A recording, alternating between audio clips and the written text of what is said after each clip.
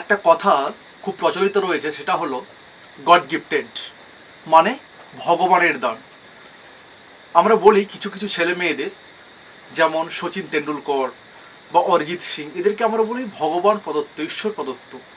মানে ইনারা একদম জন্ম থেকে, ছোট্ট থেকে ট্যালেন্টেড, গড গিফটেড।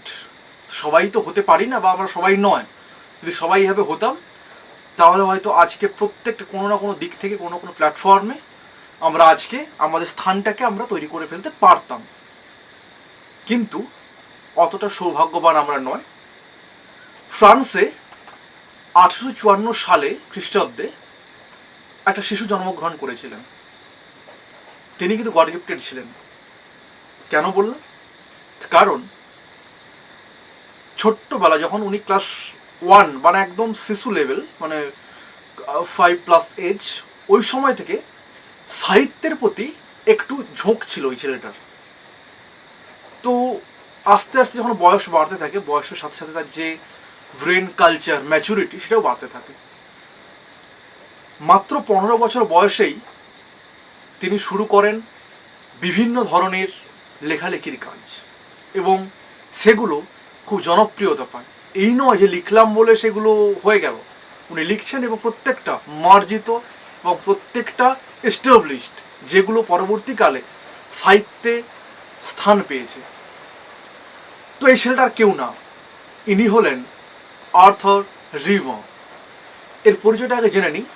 ইনি ফ্রান্সে জন্মগ্রহণ করেছেন 1854 খ্রিস্টাব্দে, যার পুরো নাম জাঁ নিকোলাস আর্থার রিভঁ। তো আজকে এই ছেলে সম্পর্কে আমরা কেন কথা বলছি, কেন জানছি এই ছেলের সম্পর্কে? তার কারণ ওয়েস্ট বেঙ্গল বোর্ড ক্লাস 12 একটা ছোট্ট কবিতা রয়েছে, 14 লাইনের সনেট, যার নাম আসলিপ ইন দ্য ভ্যালি। এই কবিতাটা উনি লিখেছেন, এবং এই কবিতার মধ্য দিয়ে একটা খুব সুন্দর বার্তা আমাদের পাঠক সমাজের সামনে তুলে ধরেছেন। তো সেটাই আজকে আমি বোঝাবো। তো তার আগে একবার বলে নিই, যারা আমাকে এই মুহূর্তে ফেসবুক থেকে দেখছেন, তারা উপরে দেওয়া লিঙ্ক থেকে ইউটিউবে গিয়ে প্লিজ সাবস্ক্রাইব করে আমার চ্যানেলটা। আর যারা সাবস্ক্রাইব করে রেখেছেন তাদের তো অসংখ্য ধন্যবাদ। আর চলুন দেখতে থাকি কি বলতে চাইছেন লেখক এই কবিতার মধ্যে।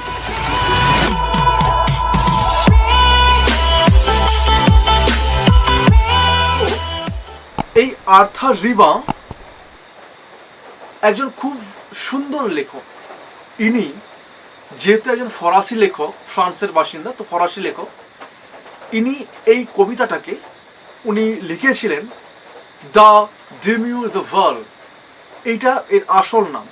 এটাকে পরবর্তীকালে একজন ইংরেজি লেখক, যার নাম পল স্কিমিড, যিনি এটাকে ইংলিশে ট্রান্সফার করে লিখেন আসলিপ ইন দ্য ভ্যালি। সো এই কবিতাতে কি বলতে চাইছে দেখো, আমি লাইন বাই লাইন অ্যানালাইজ করছি। যদি কোনো অসুবিধা থাকে আমাকে জানিও, আমি আরও ভালো করে বোঝানোর চেষ্টা করব। শুরু করছি আজকের টেক্সটটা। আ স্মল, একটা ছোট্ট গ্রিন, সবুজ ভ্যালি, উপত্যকা, হোয়ার, যেখানে, একটা স্লো, ধীর গতির, স্ট্রিম, ঝর্ণা, ফ্লোজ, বয়ে চলেছে বা প্রবাহিত হচ্ছে, অ্যান্ড, এবং, leaves long strands of silver on the bright grass, মানে উজ্জ্বল ঘাসের ওপর দিয়ে কি গিয়েছে না, লং স্ট্র্যান্ডস, মানে একটা যেমন সরু ফিতের মতো করে লম্বা দীর্ঘ কিছুটা বয়ে চলছে। কি বয়ে চলেছে না, silver and bright grass are leave stands of silver, মানে ঘাসের উপর দিয়ে ওই সবুজ রূপলি যে ঘাসগুলো রয়েছে, ওর বুক ছিঁড়ে রূপলি রঙের যেন একটা ফিতের মতো নদী বয়ে চলেছে। ফ্রম দ্য মাউন্টেন টপ, পাহাড়ের একদম ওপর থেকে। স্ট্রিম, ঝর্ণা, দ্য সানরেজ, এবং সূর্যের রশ্মিগুলো নেমে এসেছে। দে, তারা, তারা বলতে এখানে প্রত্যেকটা যে সান, যে রেজ, সূর্যের যে রশ্মিগুলো, এগুলোকে দে বলা হয়েছে। দে ফিল, পূরণ করে দিচ্ছে দ্য হলো অফ ফুল লাইট, পুরো ফাঁকা স্থানটাকে পুরো আলোয় আলোকিত করে দিচ্ছে। আর সূর্য একটা সৈনিক, ভেরি ইয়ং, একদম যুবক, তরতাজা, লাইজ শুয়ে আছে, অপ মাউথড, যার মুখটা খোলা অবস্থায় রয়েছে। আ পিলো, একটা বালিশ, made of fern beneath his head, a slave, তার মাথার নিচে ফার্ন গাছের একটা প্রাকৃতিক আস্তরণের বালিশ তৈরি হয়েছে এবং তার উপরে সে নিদ্রাচ্ছন্ন অবস্থায় রয়েছে।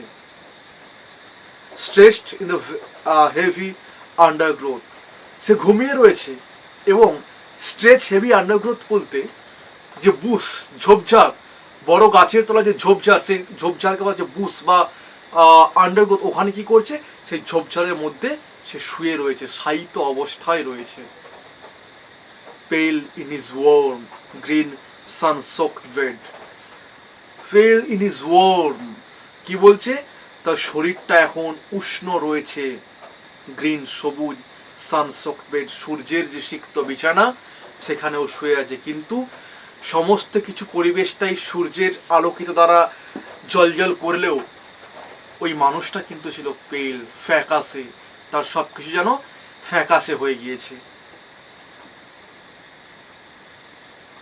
হিজ ফিট, তার পাগুলো, among the flowers, he slips, তার পাগুলো ফুলের মাঝে ছড়ানো অবস্থায় রয়েছে, হি স্লিপস, সে ঘুমোচ্ছে। হিজ স্মাইল, তার যে হাসি, is like N infants gentle without girl, তার হাসি ইনফ্যান্টস, যার মধ্যে কোনো রকম প্রতারণা ছিল না, যেটা হচ্ছে একদম মন থেকে খোলা আসে। এটা নয় যে আমি মনে মনে বলছি বাহ এটা খুব ভালো করেছো, ওইটা ভালো করেছো, কিন্তু মনে মনে ভাবছি আচ্ছা ঠিক আছে তোমার মুখে ভালো বলছি কিন্তু ভেতরে ভেতরে অন্য কিছু ভাবছি, কিন্তু এটা নয়। এটা শিশু ফুল, এরা যেমন কখনো মিথ্যে কথা বলে না বা এদের মধ্যে কোনো চাতুরতা থাকে না, ঠিক তেমন এর যে হাসি, এর মধ্যে কোনো গিল্টি নেই, একদম স্বচ্ছন্দ হবে এবং সেটা খুব সুন্দর হবে, যেটা বিনয়ী হবে, সে হেসে চলেছে। নেচার কিপ হিম ওয়ার্ম, বলছে ওহে প্রকৃতি তাকে উষ্ণ রাখো, হি মে ক্যাচ কোল্ড, না হলে ওকে ঠান্ডা ধরে যাবে, মানে ওকে ঠান্ডা লেগে যাবে। দ্য হিউমিং ইনসেক্টস, যেসব ইনসেক্ট পতঙ্গগুলো গুনগুন করে বা ঘুরে বেড়ায়, এই সমস্ত ইনসেক্টসকে বলছে দ্য হিউমিং ইনসেক্টস, গুঞ্জনরত পতঙ্গ, ডোন্ট ডিস্টার্ব হিজ রেস্ট, সে এখন নিদ্রাচ্ছন্ন অবস্থায় রয়েছে, সে এখন বিশ্রাম করছে, ওকে কোনোভাবে একটুও তোমরা কেউ ডিস্টার্ব করবে না। হি স্লিপস ইন সানলাইট, সে সূর্যালোকে ঘুমোচ্ছে। One hand on his breast, একটা হাত রয়েছে তার বুকের ওপরে। অ্যাট পিস, শান্তিতে। In his side there are two red holes, এবং পাশে দুটো লাল গর্ত রয়েছে। লেখক পুরো কবিতাটাকে খুব সুন্দরভাবে ডেসক্রাইবস করেছেন। ফার্স্ট স্ট্যাঞ্জাতে উনি বিশেষ করে দেখিয়েছেন যে দ্য লাভলিনেস অফ দ্য নেচার, প্রকৃতির যে সুন্দর রূপটাকে, রূপ রস গন্ধ স্পর্শ, ওটাকে তুলে ধরেছেন। সেকেন্ড পার্ট থেকে উনি একটা সুন্দর করে ইঙ্গিত দেওয়া শুরু করেছেন, যে কোনো একটা ইঙ্গিত যেটা একটা নিস্তেজ জীবনকে ইঙ্গিতের চেষ্টা করে চলেছেন। তো এখানে অ্যাকচুয়ালি একটা বিষয় মেইনলি বলা যায় যে যে সৈনিকটা বা যে আর্মি ম্যানটা খুব অল্প বয়সে গিয়ে চাকরিতে জয়েন্ট করে, তার জীবনটাকে সে ভাবে যে রাঙিয়ে তুলব, কিন্তু এটা আমরা ভাবি না। যে কোনো চাকরি বলো বা যাই করি না কেন, আমাদের যে জীবনের সব থেকে ভাইটাল পয়েন্ট, আমাদের শৈশব বা আমাদের যে কৈশোর যৌবন, এই জীবনগুলো যে আমাদের যখনটা আমরা অতিবাহিত করে কাটাতে পারবো আনন্দের সহিত, সেই জীবনটাকে নিগড়ে নেওয়া হয়। সেই সময় আমাদের ওখানে কর্মস্থলে নিয়ে গিয়ে আমাদের সমস্ত কিছু যেটা পারি সেটাকে নিয়ে নেওয়া হয়। ওই আখের রস যেমন মারাই করা হয় না, যে ওই সময়টা তারপর চিবড়েগুলোকে ফেলে দেওয়া হয়, আমাদের কর্মজীবনটাকেও ঠিক ওই সময়ে নিগড়ে নেওয়া হয়, এবং পরে যখন আমরা পারি না 60 ইয়ার্স ওল্ড বা কোনো কাজে 65, 58 ছুঁড়ে ফেলে দেওয়া হয়। লুকস লাইক ওই আখের চিবড়ে। বোঝা গেল? এখানে মেনলি বলতে চেয়েছে যখন ওর লোগো থাকে না ইন্ডিয়ান আর্মি, ও যখন ভারতের সৈনিক, ও কিন্তু একটা সারাউন্ডেড হবে, রক্ষা করে পুরো ভারতবর্ষকে। ও কিন্তু কোনোদিন শুধু আমার পরিবার, আমার স্ত্রী, আমার সন্তান, আমার বাবা মা এটা ভেবে ও কিন্তু রক্ষা করে না। ও রক্ষা করে ভারত মাতাকে, এবং তার মধ্যে আমরা প্রত্যেকেই তার সন্তান, ভারত মায়ের সন্তান। কিন্তু আনফর্চুনেটলি যখন ওই জীবনটা ঝরে যায় অকালে কোনোভাবে, তখন আমাদের মতো মানুষরাই হয়তো একদিন ওর জন্য বেদনা মানে দুঃখ প্রকাশ করি, কিন্তু ঠিক তার পরের দিন থেকেই আমরা ভুলে যাই যে তরতাজা প্রাণ, যে প্রাণটা আমাদের সুখের জন্যই আত্মবলিদান হয়ে যায়, যে আমাদের সুখের যে জীবনটা চলে যায়, সেটা কিন্তু আমরা ভাবি না। কে ভাবে? তার পরিবারের লোকজন কষ্ট পায়। লেখক এখানেই বলতে চেয়েছেন কেন যে মানুষটা ওখানে সংগ্রাম করে আমাদের রক্ষা করার জন্য, উনি তো কখনো ভাবেন না এটা আমার পরিবার নয়, এটা আমার কেউ না, আমি ওকে রক্ষা করবো না, উনি তো ভাবেন না। তাহলে আমরা কেন এতটা সেলফিশ ভাবে তার আত্মবলিদানটাকে আমরা এড়িয়ে চলে যাই? আমরা কেন ওনার জীবনটাকে অ্যানালাইজ করি না? কেন আমরা ওই জীবনটা সম্পর্কে একটু উদাসীন? অর্থাৎ রিবন এই কবিতাটা এখানে এই জন্যই লিখেছেন। আশা করি আমি বুঝতে পেরেছো সবাই। যদি বুঝতে পারো অবশ্যই লাইক করবে, কমেন্ট করবে, শেয়ার করবে এবং সাবস্ক্রাইব করে বেল আইকনটা অন করে দেবে। এবং আমাদের বাকি যে ভিডিওগুলো রয়েছে গ্রামারের ওপরে বা রাইটিং স্কিলের ওপরে, সেগুলো আমরা ডেসক্রিপশন বক্সে লিঙ্ক দিয়ে দেবো, ওখান থেকে দেখে নেবে। আর থ্যাংক ইউ, ভালো থেকো।